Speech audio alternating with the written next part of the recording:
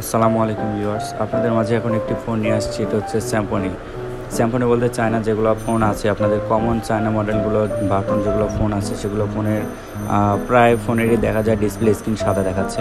Battery তোলা মাত্রই এটি আপনার হচ্ছে যে ফোন যতক্ষণ চালু থাকবে ততক্ষণ ডিসপ্লেটাই স্ক্রিন সাদা হয়ে থাকবে এবং পাওয়ার বাটনে চাপ দেওয়া মাত্রই ডিসপ্লেতে আগের মতনই রানিং অবস্থায় থাকবে। সব কিছু অল ওকে, শুধু এই যে সাদা কালারটা দেখা যায়।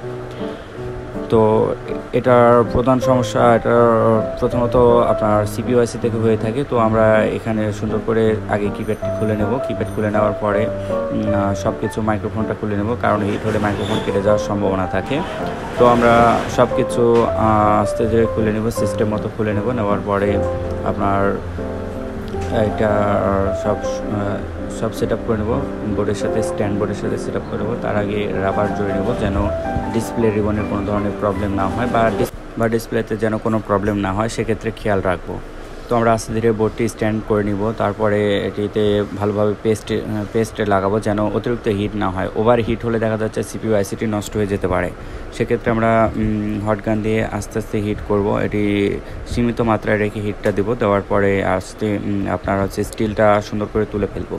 তো একটি স্টিল তোলার কারণে অনেকখানি হিটের প্রয়োজন হয়। সেক্ষেত্রে আমরা পেস্ট একটু ভালোভাবে মাখাবো যেন বোর্ডের মাদারবোর্ডের কোনো ধরনের ক্ষতি না হয়।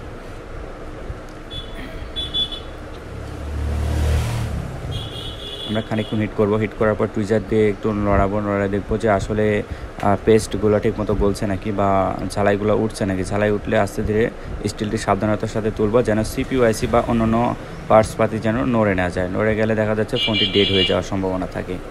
তো এই ক্ষেত্রে আমরা কাজ করার পরে প্রসেসরটি হালকা নড়াবো, সীমিত পরিমাণে নড়াবো। মূলত এটার বোর্ডটি ছিল আপনার জি ফোন। তো জি ফোন স্যামসং এই সবগুলো একই রকম চায়না ফোন। আসলে বাটন ফোনের যেগুলো সিস্টেম দেখবেন সবগুলো একইভাবে কাজ করতে হয়। তো বাটন হোক বা এটা হচ্ছে আপনার যে ব্র্যান্ডেরই ফোন হোক, আপনারা সিস্টেম মতো প্রসেসরটি সিপিইউআইসিটি হালকা নড়াবেন, বিন্দু পরিমাণ নড়াবেন, তাহলে এই কাজটি সম্পূর্ণ হবে ইনশাআল্লাহ, আশা করা যাচ্ছে। আর যদি দেখেন যে সিপিইউআইসি নড়ার পরেও সমস্যাটির সমাধান হচ্ছে না, সেক্ষেত্রে আপনারা সিপিইউআইসিটাই চেঞ্জ করে ফেলবেন। সেক্ষেত্রে 100% কার্যকরী হওয়ার সম্ভাবনা আছে।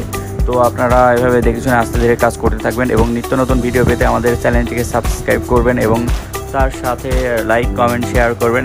অ্যান্ড যাদের ইউটিউব চ্যানেল আছে তারা সাবস্ক্রাইব রিমাইন্ড করতে পারেন। সাবস্ক্রাইব।